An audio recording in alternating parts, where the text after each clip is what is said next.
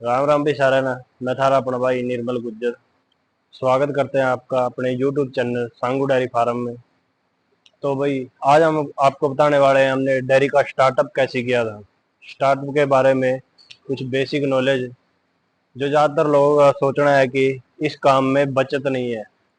तो भाई शुरुआत में हमें भी ऐसे ही लगता था कि सांगू डेयरी फार्म जब हमने खोला तो उससे पहले था कि भाई इस काम में इतनी बचत नहीं है। तो जब हमने 12 पास की तो हमने भी लोगों की तरह सोचा कि भाई चलो कहीं बाहर का देखते हैं। लेकिन 2020 की बात है, लॉकडाउन हो गया तो वो बाहर का प्लान नहीं बन पाया। हमने 4 भैंसें ले ली। 4 भैंसों से हमने अपना स्टार्टअप शुरू किया था भाई। उस टाइम जो हमारी 4 भैंसें थी उनसे हमें अच्छी इनकम हुई, 20 से 30 हज़ार रुपये पर मंथ हमें कमा के दे रही थी। तो हमें लगा कि भाई इस काम में थोड़ी और इन्वेस्टमेंट करनी चाहिए जिससे कि थोड़ी और बचत हो। तो हमने भाई उन 4 भैंसों में कुछ दो लड़ाई, कुछ महीने बाद फिर दो लड़ाई, तो 4 से 8 10 कर ली। 8 10 से करते करते कुछ अपने घर के जो पीछे बच्चे थे वो रड़ गए और कुछ हमने खरीदे। तो आज 5 साल में भाई साहब हमारे पास 60 पशु हैं, छोटे बड़े टोटल। तो बात करते हैं कमाई की। तो भाई हमारे पास सिर्फ 18 में से दूध देने वाली हैं, लेकिन फिर भी हमारे को महीने में अच्छी इनकम मिलती है। भैंसें हमें हमारी भी इनकम करती हैं और जो उनके बच्चे हैं वो भी पढ़ते हैं भाई। तो ये जो लोगों की मानसिकता है कि डेयरी फार्म में इतना बचत नहीं है, तो ऐसा कुछ नहीं है। डेयरी फार्म में बहुत बढ़िया काम है। वैसे भी लोग बाहरले देश जाके दिहाड़ी करते हैं, उससे अच्छा तो अपने घर पे रहो। 20 25 लाख ला के बाहरले देश जाते हैं। 20 25 लाख अगर कोई डेयरी पे लगाता है, घर का पैसा डेयरी पे लगाता है, तो भाई उसमें बहुत ज़्यादा बचत होगी।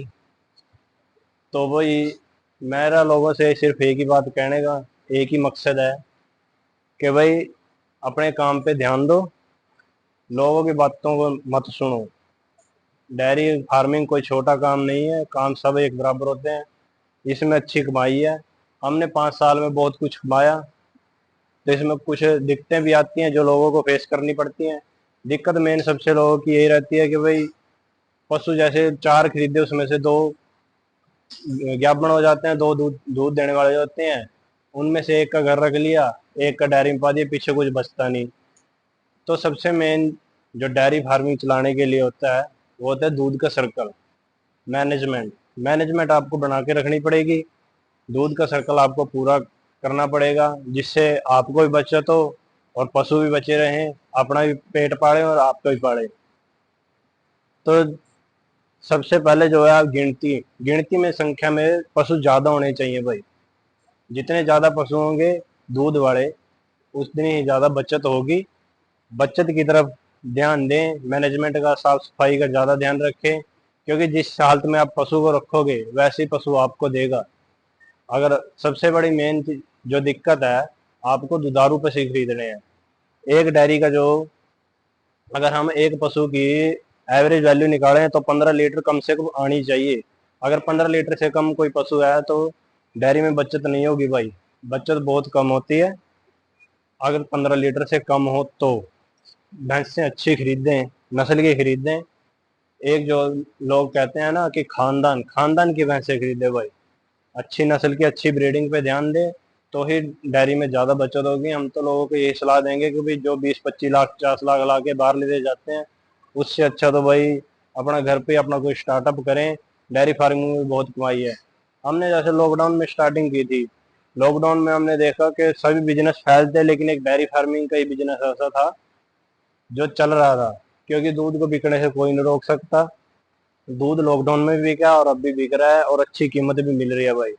दूसरा जो लोग सबसे मेन दिक्कत आती है वो है कि दूध की कीमत। दूध की कीमत आपको खुद तय करनी पड़ेगी भाई। उसके लिए आपको अपनी ईमानदारी और सच्चाई पर जीना पड़ेगा। जैसे हम अपना दूध बेचते हैं तो जितने हमारे पास ग्राहक हैं हम उनकी आंखों के सामने दूध निकालते हैं और आंखों के सामने दूध निकाल के उनको तब देते हैं ताकि उनका भी, हमारी भी ईमानदारी और सच्चाई बनी रहे और उनका भी विश्वास बना रहे। तो इसके लिए आपको भाई मैं तो यही कहूँगा कि डेयरी फार्मिंग को ज़्यादा बढ़ावा दें। कोई भी काम छोटा नहीं होता, तो भाई थोड़ा ध्यान दे। धन्यवाद। बंद कर ले।